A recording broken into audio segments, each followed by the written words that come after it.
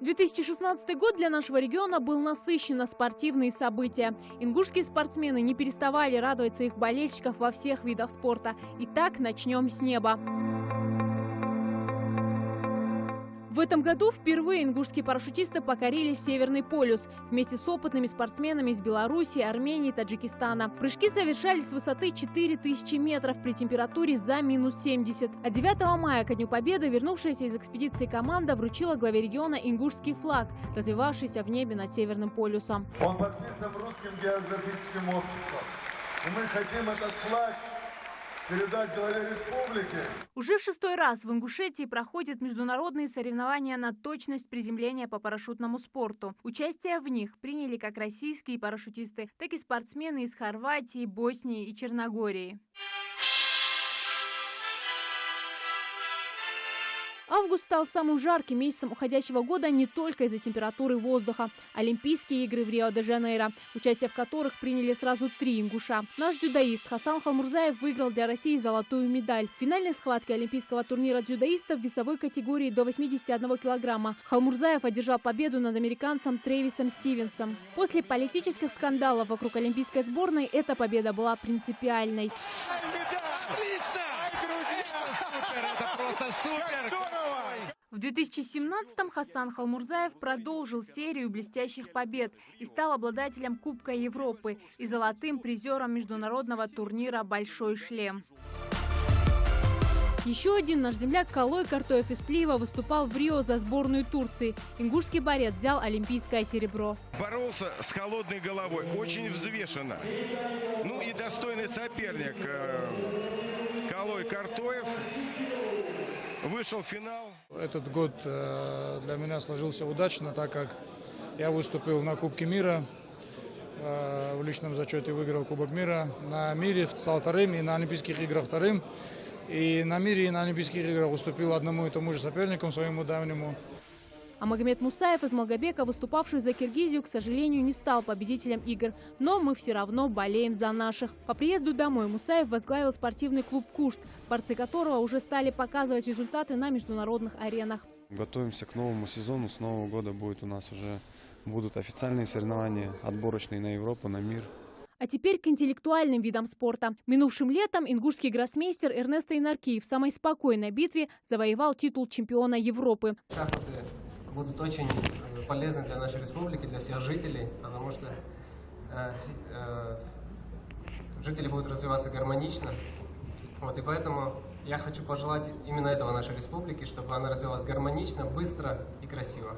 После такого успеха во многих школах Ингушетии стали открываться шахматные классы. Но настоящим импульсом развития шахматного спорта в регионе можно смело назвать первый всероссийский шахматный фестиваль «Башня Согласия». Я уверен, что многие молодые дети, которые играли рядом, этот турнир запомнится и даст им огромный толчок.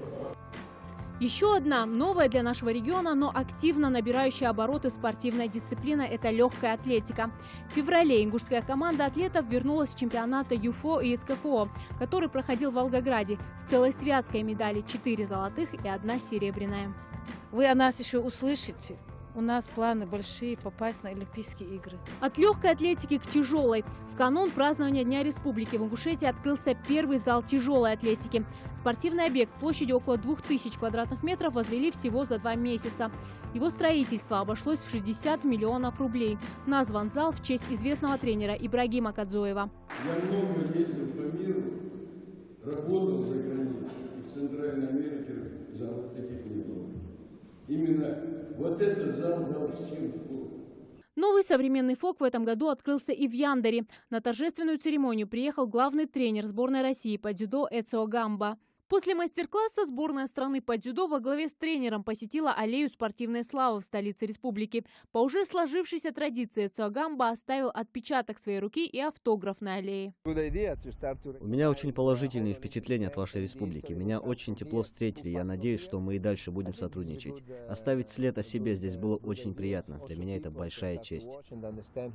На прошедшем в Одинцово турнире памяти легендарного советского хоккеиста Александра Рагулина команда «Мага» с триумфом завершила все 3 встречи с соперниками. Это их первое выступление на соревнованиях такого уровня и первый победный кубок.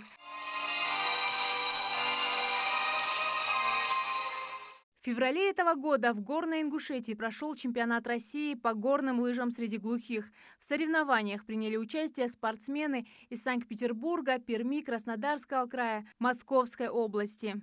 Я в Ингушетии в первый раз. Мне очень нравится сам санаторий, природа и особенно горы. Они похожи на альпийские. На этом список новых видов спорта для Ингушетии не заканчивается. В феврале и мае 2017-го в республике впервые прошли сразу 2 чемпионата России по альпинизму в техническом и в скальном классах. За лидерство в турнирных таблицах боролись лучшие скалолазы страны. Более 80 участников со всей России покоряли горный массив Гайкомт и скальный массив Кавдоламид. Маршруты высшей категории сложности.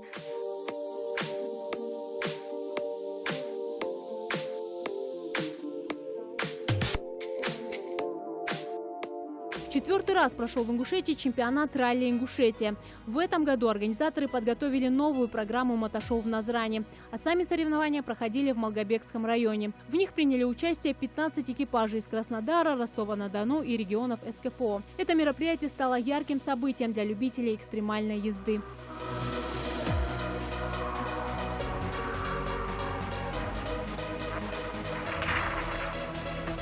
К счастью, обошлось без пострадавших.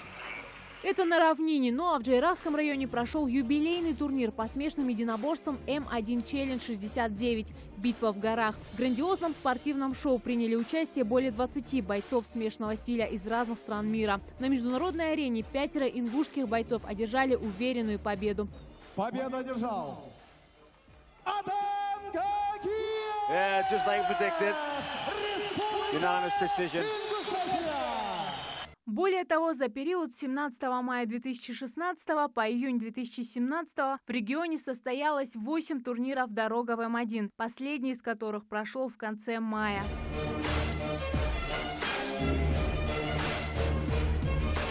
Большим подарком для жителей Ингушетии стал открывшийся в этом году дворец спорта. Центральная арена с многотысячными трибунами, профессиональное освещение и мощная акустика для проведения не только спортивных, но и концертных мероприятий. А еще 9 залов для занятий боксом, баскетболом, гандболом. Все это великолепие возвели в честь выдающегося спортсмена, настоящего героя Берда Евлоева.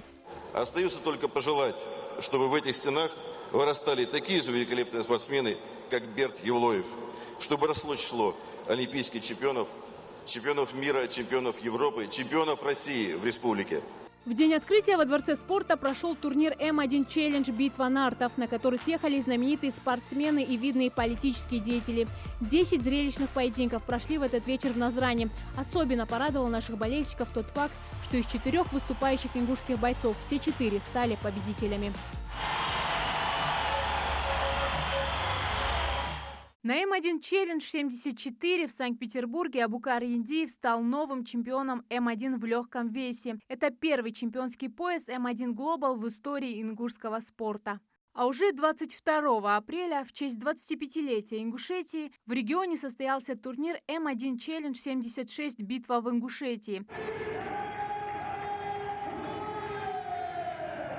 Мы открываем новые спортивные объекты и вместе с этим совершенно новые для республики виды спорта, и это только начало. Зарема Евлоева, Рахман Цуров, Новости 24.